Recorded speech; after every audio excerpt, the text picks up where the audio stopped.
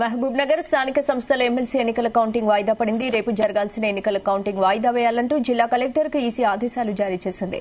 ప్రస్తుతం పార్లమెంటు ఎన్నికల కోడ్ ఉన్న నేపథ్యంలో కౌంటింగ్ చేయవద్దంటూ ఆదేశాలిచ్చింది. జూన్ 2న ఎన్నికల కౌంటింగ్ చేపట్టాలన్న ఈసీ పార్లమెంటు ఎన్నికల ఓటింగ్ పూర్తయిన తర్వాత కౌంటింగ్ చేసుకోవాలంటూ ఆదేశాలిచ్చింది.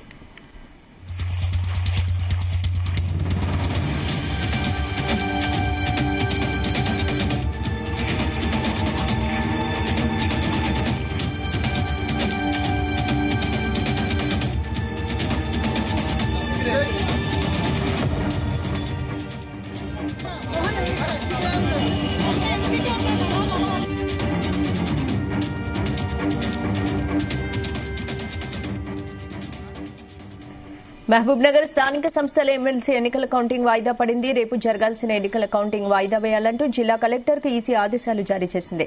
ప్రస్తుతం పార్లమెంటు ఎన్నికల కోడున్న నేపథ్యంలో కౌంటింగ్ చేయవద్దంటూ ఆదేశాలిచ్చింది.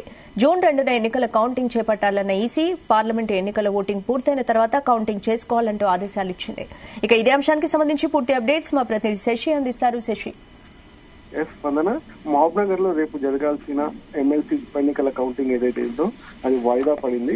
ప్రస్తుతము పార్లమెంట్ ఎన్నికల కోడ్ అమల్లో ఉన్న కారణంగా వాయిదా వేయాలని స్థానిక కలెక్టర్ కు ఈసీ ఆదేశాలు జారీ చేసిన పరిస్థితి అయితే రేపు జరగాల్సిన కౌంటింగ్ వాయిదా పడింది. ఇది జూన్ 2వ తేదీకి వాయిదా వేస్తూ మరో తేదీని కూడా ప్రకటించడం జరిగింది. మరోవైపు ఇప్పటికే అధికారులు కౌంటింగ్ కు పగడబంది ఏర్పాటు చేశారు. అసెంబ్లీ ఎన్నికల తర్వాత జరుగుతున్న ఈ ఎమ్మెల్సీ ఉప ఎన్నిక కావడంతో రాష్ట్ర వ్యాప్తంగా ఉత్కంఠ నెలకొంది. ఫలితాలపై అధికార పార్టీ ఇటు ప్రతిపక్ష పార్టీ ఎన్నో ప్రతిపక్ష బీఆర్ఎస్ గెలుపు ధీమాతో ఉన్నాయి. ఎన్నికల కమిషన్ ఆదేశాల మేరకు ఆదివారం కలెక్టర్ ఎన్నికల రిటర్నింగ్ అధికారి రవినాయక్ కౌంటింగ్ సిబ్బందితో సమావేశం కూడా నిర్వహించారు. అదేవిధంగా ఏదైతే ఎన్నికల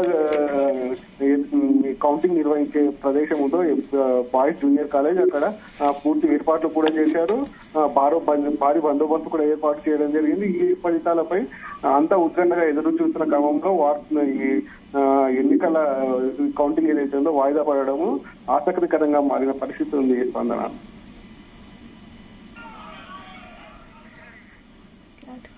రైట్ శశి, అంటే ఇప్పటికే కౌంటింగ్ వాయిదా పడింది. మరి జూన్ 2న ఎన్నికలు కౌంటింగ్ చేపట్టాలని ఈసీ ఆదేశించింది కాబట్టి అప్పటి వరకు ఒకవేళ అంతా ఎన్నికల కౌంటింగ్ కి లేట్ అయిపోతే ఏమన్నా అవకతవకలు జరిగే అవకాశాలు ఉన్నాయా?